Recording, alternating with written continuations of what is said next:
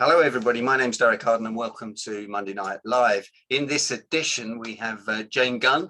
Jane's a mediator. She was a lawyer, and in 1996, she answered a request for more women mediators in the mediation profession. In fact, I bet there wasn't any, but we'll let Jane answer that later.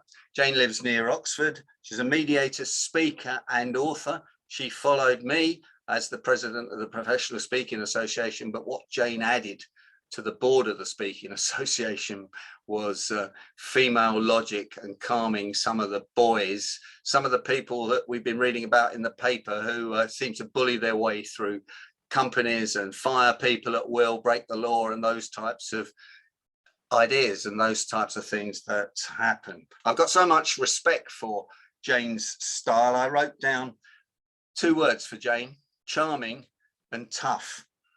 She's one of the leading mediators in the country, and it's a privilege to have Jane with us. Jane sent me a little bit of a new bio earlier. I'm going to read this out and embarrass her. Jane's listed as a global leader in Who's Who mediation and featured in Legal 500 Hall of Fame. Don't know what that means. Jane, you can explain that to me later. Known to her clients as the Barefoot Mediator. Jane's mission is to empower leaders to inspire others in times of change, challenge, and crisis. At a time when people everywhere are dealing with both external and internal sense of conflict, constant fear and uncertainty, this is creating some balance. Jane, welcome. Thanks for joining us yet again. Thank you for being Thank you, Derek. honorary member of speaker at the Monday Night Live. Jane, tell us, what's a mediator? And I know that you're president of the Association for Arbitrators as well. So how do they fit in? So that's my current role, president of the Chartered Institute of Arbitrators. And funnily enough, although that's its title, that's just because that's its chartered title. It actually is an organisation that embraces all members of what we call alternative dispute resolutions. That's arbitration, adjudication, mediation. And then you've got, as we've got in the world now, hybrids. We've got hybrids of all of those. You can mix and match mediation and arbitration. Med-arb, we call it. So there's all sorts of combinations of those things. But mediation, I only practice as a mediator. I don't practice as an arbitrator or an adjudicator. And the reason for that is that it's a very pure method of resolving disputes, which passes the empowerment and the ability to make the decision about what happens next back to the parties. There's no sense in which I, as a mediator, make any decision or even really try and coerce the parties into making a decision that I think they ought to make. I leave it very much up to them. It's very much a facilitative role, and the sort of watchword is self-determination. So how does that work vis-a-vis the court? Because I know in the situation we've been in, you and I will come to that in a minute, the judge says you must go to mediation, doesn't he?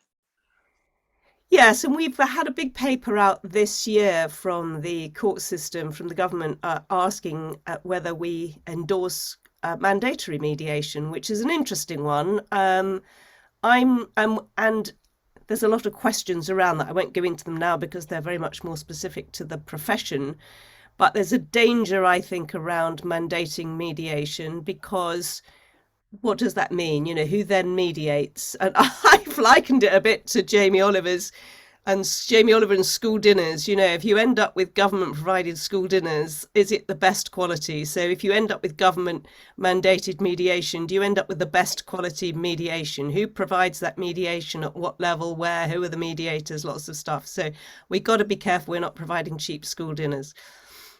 I thought in this case, it's a construction case, that the judge always says, have you tried mediation, doesn't he, to try and help it? Yes, very often they do. And for a long time, there's been a case which it shows that parties might be prejudiced on costs if they haven't mediated. So if one party says, why don't we mediate this? And the other party says, no, I don't think we should, for no good reason, then they might, and it ends up costing everybody a lot more. Then the party that refused might be penalised on costs. They might have to pay more costs, regardless of whether they won or lose. Okay, so talk us through the quick proceedings on a mediation, how it works. Well, it's very flexible, really, Derek, and that's the beauty of it. To be honest, if you think of it only as a conversation, it's bringing parties who are in dispute together with their advisors and lawyers, and frankly, the less people, the better, into a process, into a room, really, around a table, to discuss face to face what this is really all about. And the process can involve private meetings with each of those parties or with the lawyers. But basically, it's about how do we dig beneath the surface and find out what's really going on here. There's a model I use, which is called the pin iceberg model, and it shows that at the top and where the lawyers have been operated are two opposite positions. And they've been arguing from there, saying, I'm more right than you and you're more right than me.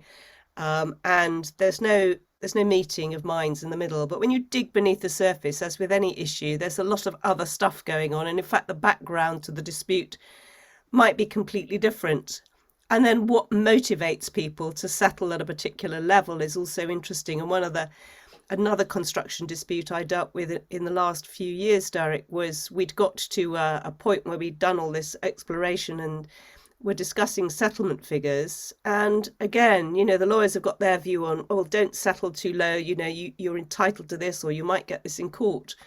But one of the parties, when we looked at the cost of conflict, which is one of the exercises I do and I always do for businesses, how much is this costing you? And if you spend the next 2 years in litigation without absolute certainty that you'll win, what might it cost you personally? What might it cost your business? What might it cost your family? And this one director of the company had a wife who was bedbound with rheumatoid arthritis. And he said, oh, I see. If I spend the next 2 years completely focused on the litigation and not on spending time with my wife, that's a loss. That's a loss I don't want to bear. And so that was one of the deciding factors for him at where he settled, regardless of what his lawyers were advising him. So we dig about beneath the surface to find out what else is going on, what else drives the parties, where else might they find their ability to settle. It might be that they could actually do some different kind of business together or find some different ways to add value, as you know, as a negotiator, Derek, that isn't just about money. And I have had parties in mediation who thought they had finished working with each other and then find there's an opportunity to do a new deal together if only they could put this one to bed. So there's always the option for people to patch things up and find a better way of working together. No, absolutely. And that's a win-win, isn't it? Hopefully, if we can add some extra value and make the pie a bit bigger.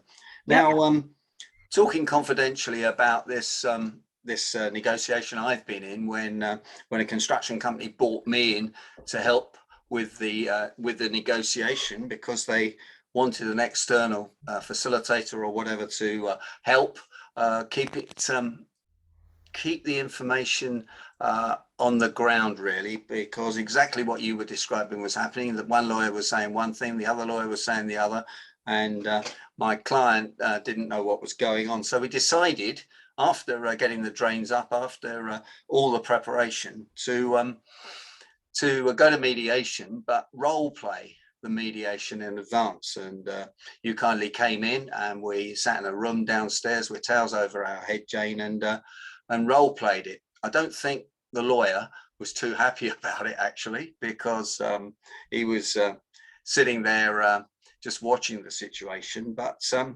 how did you approach that? Because I was very impressed.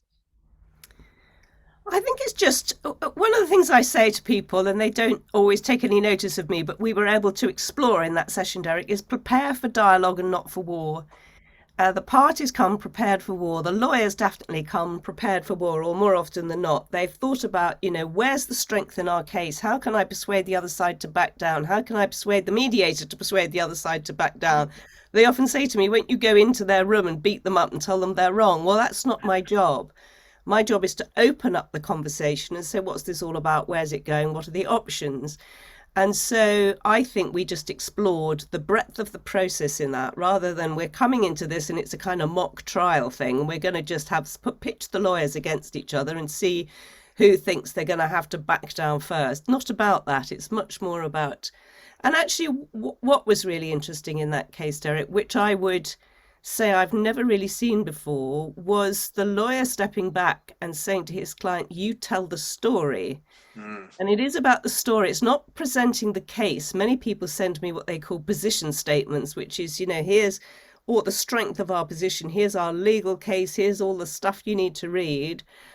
And that's not really relevant. It's much more, what's the story? What's the story you're going to tell? And I know in this particular case, Derek, the client was allowed to tell an illustrated story. And for us as speakers too, having that double hat on, speaker and mediators, to see a client telling their story.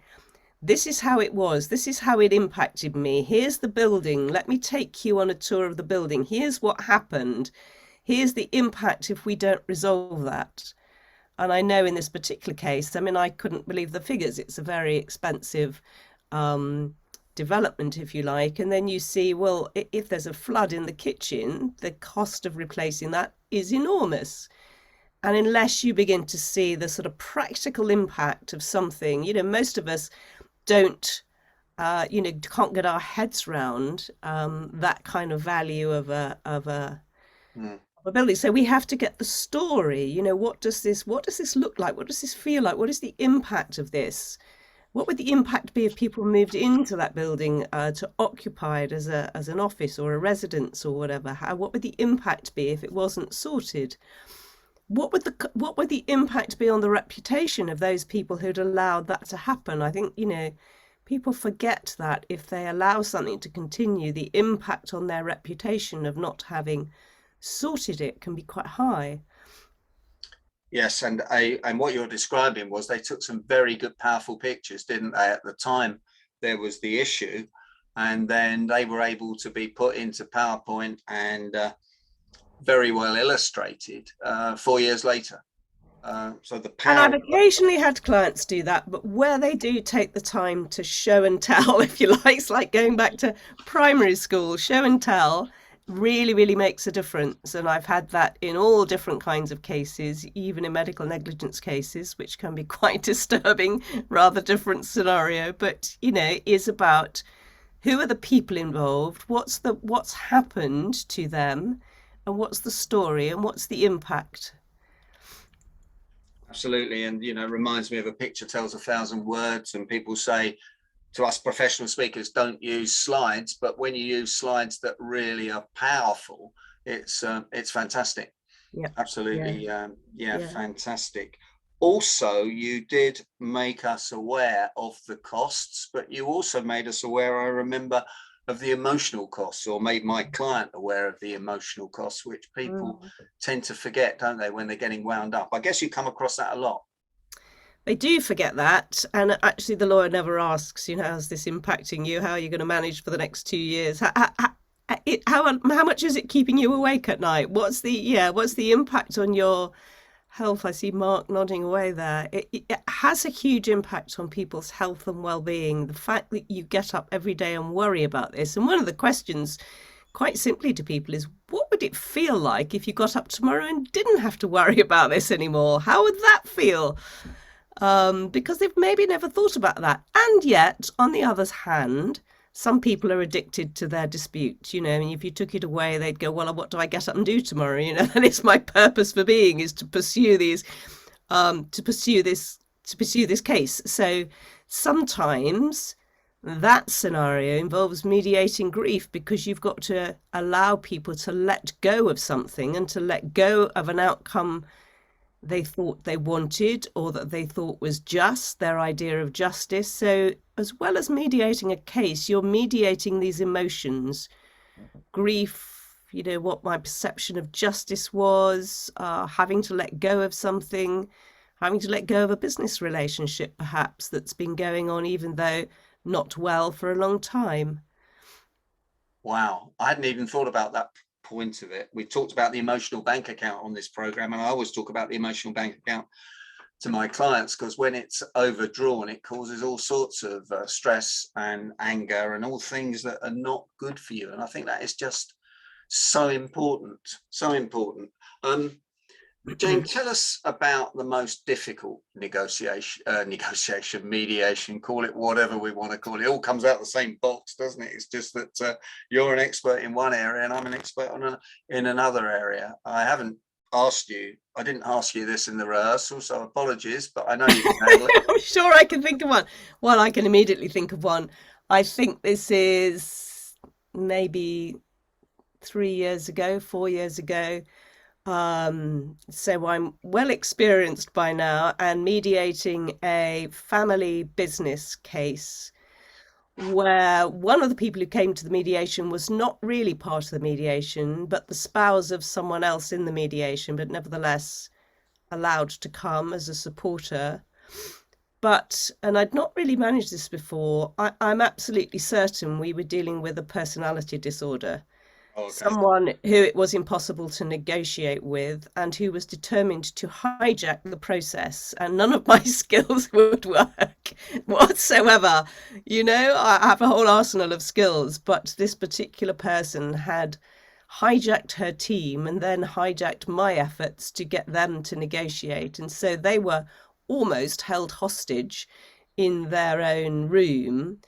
And everything had to be done according to her direction. And there really was no opportunity to separate them. I mean, I have had other cases. I remember another case, which indeed was a family trust case. So often family cases where it was about a very wealthy family, but in essence, it was about a father and daughter having fallen out about inheritance. But the number of lawyers, they brought lawyers from all over the world, I can't tell you, and a trust accountants, and to get through that wall and say, could we just sit down with the father and daughter and let them talk to each other with us there to facilitate, couldn't get it to happen.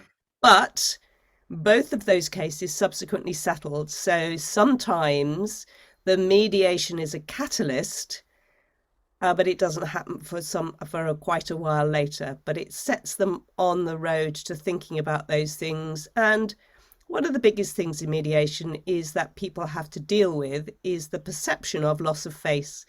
Oh yeah, I've forgotten that. That's not even in the emotional bank account, is it? Oh, I suppose it is really. Yeah, the loss of face. It's the final end. We talk about conflict escalating, and it starts off with the conversation or the interaction disintegrating, and then people form their stories and their groups, and then they take action. But right at the bottom, which I call in the red zone, is loss of face. The perception that I have lost face, but not specifically in front of the other side now, but more in front of what you'd call the gallery. Who is my gallery? Who are my supporters? My legal team, my family who aren't even there. If you're famous, maybe people, in the who see your story in the media. And then if you think of something like an international dispute, which we're watching play out now, we're all the gallery. Everybody's the gallery to whom this is played. And the sense of loss of face, loss of reputation, having to back down. So part of the job as a mediator is to say, how can I help people to manage that sense of loss of face? How can they come away having saved face? What could we build into the settlement or the agreement or the statement that we make that makes it acceptable to that person to move away, to step back? I think it'd be grossly unfair of me to ask you how you would mediate Mr. Putin and Ukraine, wouldn't it? But you know what I'm like. There's always a danger. I'll ask it, or I'll get somebody else to put it in the chat box later. I'll let you off. I'd like you to talk. I mean, a lot of people ask me, and it's jolly difficult because you never get anywhere near. Although I do have friends in the community who do that kind of work and would work behind the scenes. But you always have to remember that everybody is a human being. That underneath most bullies is a frightened child, actually. And, you can't make assumptions. But one of the models we use, particularly for transformative mediation, is that it's the interaction that's broken down, and that on one side, which is the negative side, people are acting from a place of weakness and self-absorption. In actual fact, underneath the surface, they feel very weak. and they are totally absorbed in their own story. They can't see beyond it. And the shift we're trying to get them to make is to empowerment, feeling more empowered themselves, but also able to empower others, and recognition. How can I recognize that the other parties have a different perspective on this, and it's valid for them to do so? It's not all about I have to push my way through, but the bully is on the side of weakness and self-absorption, totally absorbed, like in a complete bubble, can't see beyond it. And even their own advisors can't get through to them. So you can imagine, how someone, and I don't know with the particular parties we see, but how that plays out in international conflicts and politics, is that people get very, very isolated in their own story, in their own bubble, and it's incredibly hard to reach them. Especially if they sit 21 meters apart from their advisors when the cameras are on. But I know there is something about that, Derek. I mean, it is about humanizing. So one of the things we talk about in mediation is that the parties start to demonize. The more apart they come, the more they start to demonize the other characters or the other side or people who support them. And our job is to humanize them again, to go, well, you may see things differently from them, but they are a human being, actually, just like you. They just see things differently, and here's why they see things differently. But it's very, very difficult. Once you've got to that stage, you're almost into the abyss, which is the final stage, into the abyss together. And that is sadly where we are right now. I've got a very interesting podcast people might like to listen to on my site, which is with a geopolitical advisor called David Murrin, who's explaining what's going on in terms of thinking and personalities in this particular conflict. Perhaps you'd put that link in the chat box in a minute, Jane, when we finish. Yes. That would be fantastic. My next question is a fairly linked to what we've already talked about, but I think there's three questions here. Number one is, do you mediate with a partner? Two or three of you sometimes. I know you do the small ones on your own. And the second question is, what do you really do when one party digs in, really, and you can just see them digging in? Are they all in the same room, or are you in different rooms? That's the third question. Okay, so I usually mediate on my own. Sometimes I take a pupil mediator, so someone who's trading as a mediator, someone who wants to shadow. I have co-mediated. The person I co-mediated best with is my business partner, David, who sadly died a few years ago. So I can't co-mediate with him except by sending up a prayer to say, what would you do, David? But we did co-mediate. The challenge with co-mediation is that you must co-mediate with someone you feel comfortable with. Otherwise, you're dealing with clashing egos. And some of the mediation providers have set it up so that you would get what I call an FN, a famous name, who is heading up the mediation. This might be for a very big mediation. So someone like Douglas Hurd, for example, might be chosen. I'm not saying he's not a good mediator, but I just know he's an FN, famous name. And then they'd say, send along someone else with him. But that's a challenge, because if you don't know that person and you don't know that you work well with them, you've got to negotiate between yourselves all day long to try and work out your working style and who's going to do what and so on. So that's a real challenge. Other questions, Derek? You asked me. Sorry, my voice is going. You do, yeah. Away from egos, and do you have both? I know some people like to have all the parties in the same room and then take timeouts, or keep the parties separate in different rooms all the time.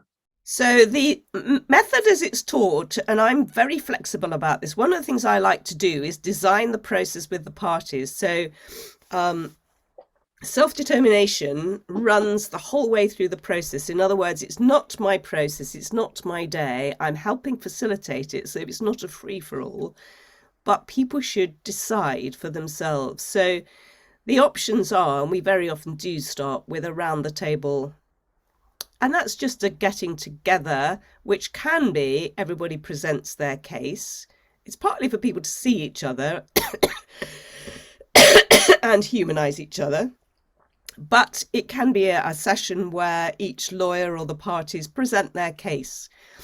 Many lawyers don't like that anymore. The challenge is I've mapped this out now as a compass, actually. So you go through this compass as a journey. So the N stands for now. So we've got to understand what's happening now. What's the issue? What's the presenting case? The E is the bit people miss out, which is explore. Let's explore. Let's really understand people's experience of this. Let's dig deep. Let's hear all about this backstory. Only then can you move on to S, which stands for solutions. And let's find lots of solutions, not just it's my way or the highway, but how many solutions are there? And more importantly, and this applies to board meetings as well, Derek, what are the criteria for deciding which is the right way forward? We don't know. So let's decide on what basis are we deciding that?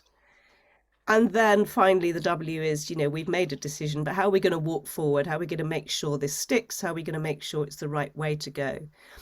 So this E bit, the exploring bit, the understanding the experience, often gets missed out. And that's partly because lawyers don't understand the importance of that. They haven't done that exploring with their parties already. But to me, and that bit can be done round a table, but people often prefer to do that in their own rooms. So I would go into each person's room and just tell me a bit more about this. How long have you been running this company? What does it mean to you? What does it mean to you if you don't win this case? What does it mean to you if you do win this case? Tell me about your family. Lots and lots and lots of stuff that it just gives you the backstory, the context to all this. Well, I hoped my son would take over this business, or I've got two sons. One wants to take over the business, the other's not interested. Just all of that stuff, which isn't part of the case, but it's entirely relevant to how people feel about it and why they feel passionate about it and how they're going to negotiate. And just listening to you there, obviously you've got pretty much alpha male and alpha female around the table. Usually, not always, but you have to be prepared for that, definitely. And that's how we're trained as lawyers, to be honest. It's part of the system, isn't it, to train you to be a litigator. I know in 2022, this is probably a non-PC question, but I'm going to ask it anyway. You know me. Are most of the disputes between men? No, not really. No, I wouldn't say so, and particularly not in the workplace or in the boardroom. I think there's a real mix now of, in the dynamics of what's going on. I think there's an awful lot unpacking right now, actually, in terms of how we operate and how we work together. I think a lot of it's been fueled by the uncertainty and the pandemic and all sorts of things. How do we actually deal with crises? And It is interesting. All the alpha things that we've been reading about and listening to have actually been involved with men at the moment. But well, another podcast, and I'll put the link in for you. I've done a few recently, which are quite interesting. But I interviewed, I love this. She's a speaker. She's a mediator, a speaker, and an author like me. But she's about to be 91, I think, this year, still working. Her name's Rianne Esler, and she wrote a book called The Chalice and the Blade, and also a book about partnership. Now, her theory is that as we've evolved as a human species, that actually when we lived in tribal community, men and women were fairly clear about how they worked in partnership together in that community.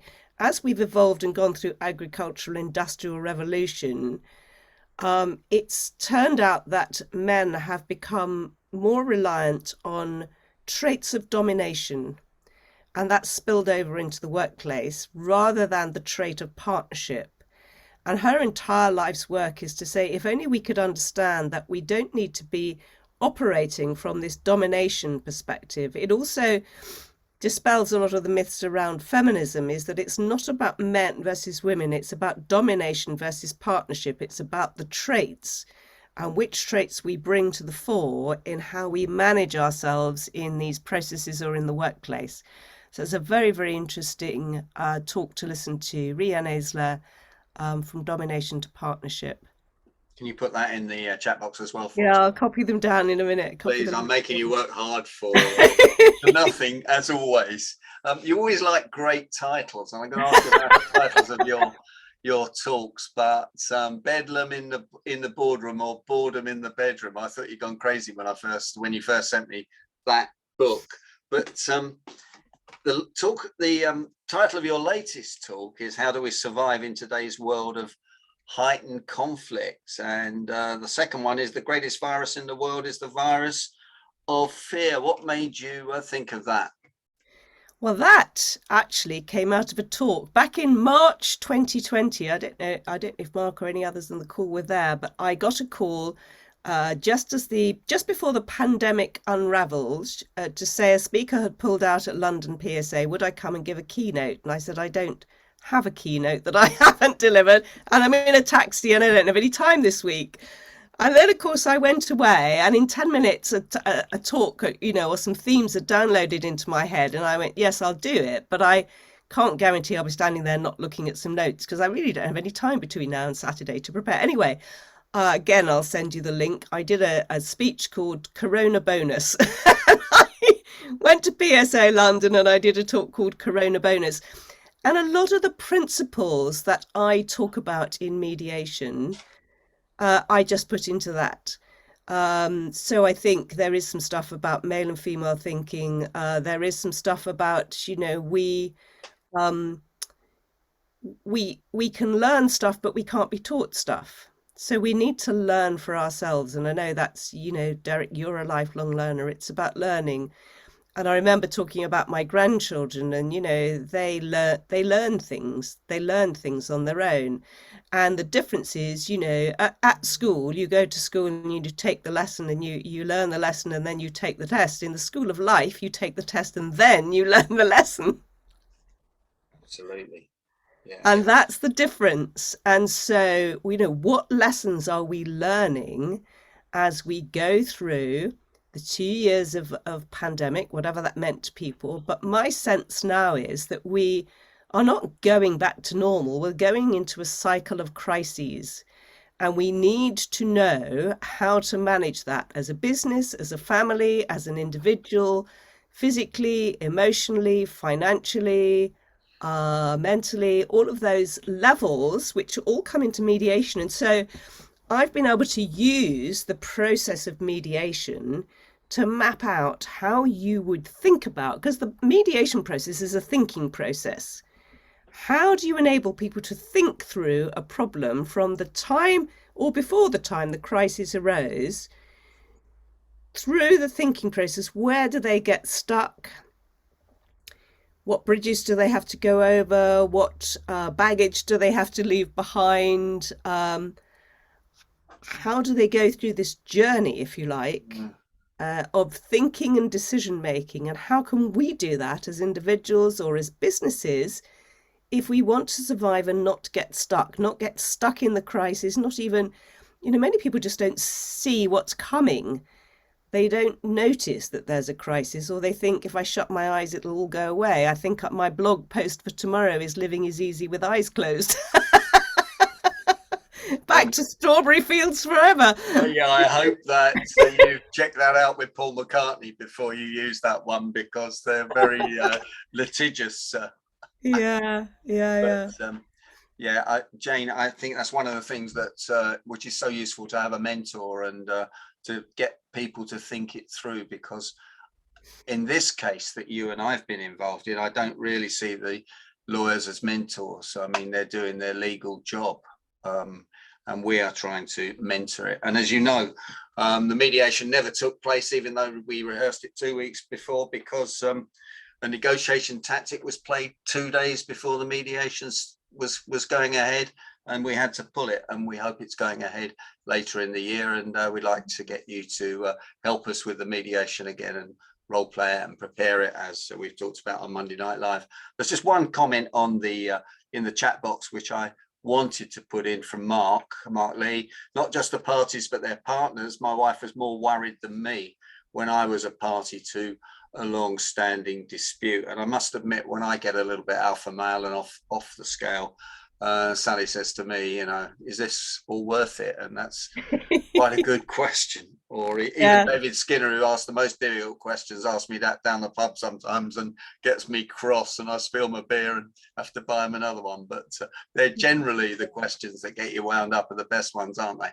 And often parties don't bring their partners with them, their spouses, their life partners, but they do feel that they need to report back to them, or that they are influenced by what they will say when they go home. You know, so one guy might say, I've promised my wife, she said I can't come in the door if I haven't settled this, because she's fed up with hearing about it.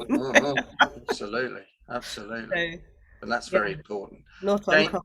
Yeah, Jane, will you stay on? But I'm going to close this part of the meeting now. I'll get those links for you while we do that. If you would. But Jane Gunn, thanks for your expertise. Thanks for joining us yet again. I hope you'll join us in a few months' time to answer some more questions. And thanks for what you're doing to keep disputes out of the courts, and actually to help people with their own internal disputes, because you're absolutely right. I thought it was Winston Churchill that said George or not war, but it might have been Neville Chamberlain. A lot of people have been credited with that quote. If people want to get in touch with you, I know it's janegunn.co.uk or LinkedIn these days is the best way to do it. Or definitely LinkedIn. I post most days on LinkedIn, something that's going through my mind. I find writing things down is a really good way to process what's going on in the world, actually. So I tend to blog about it most days. Yeah, I wish I posted as much as you, but Jane's posts are great. So thanks, Jane. Thanks for joining us, and we'll catch up with you shortly.